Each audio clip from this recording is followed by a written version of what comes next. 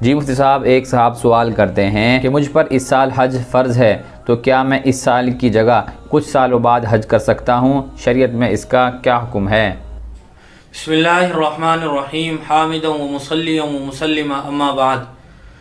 جی ہاں، اگر کسی آدمی پر مالی استطاعت کے نتیجے میں اور تمام تر شرائط کے پائے جانے کی وجہ سے حج فرض ہو گیا ہو تو اس آدمی کو چاہیے کہ وہ پہلی فرصت میں بغیر کسی شرعی عذر کے حج میں تاخیر نہ کرے بلکہ اپنے حج فرض کو ادا کرے۔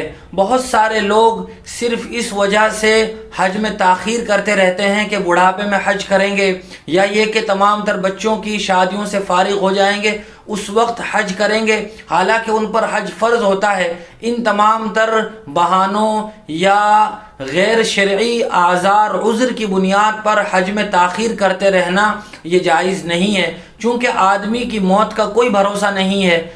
موت بڑھاپے کو یا یہ کہ بچوں کی شادی کے وقت کو نہیں سمجھتی ہے، وہ تو اپنے وقت پر آ جاتی ہے، اور موت کے آ جانے کی وجہ سے حج کا فریضہ آدمی پر باقی رہ جاتا ہے۔ لہٰذا جب حج فرض ہو جائے تو آدمی کو پہلی فرصت میں حج کی ادائیگی کا اہتمام کرنا چاہیے۔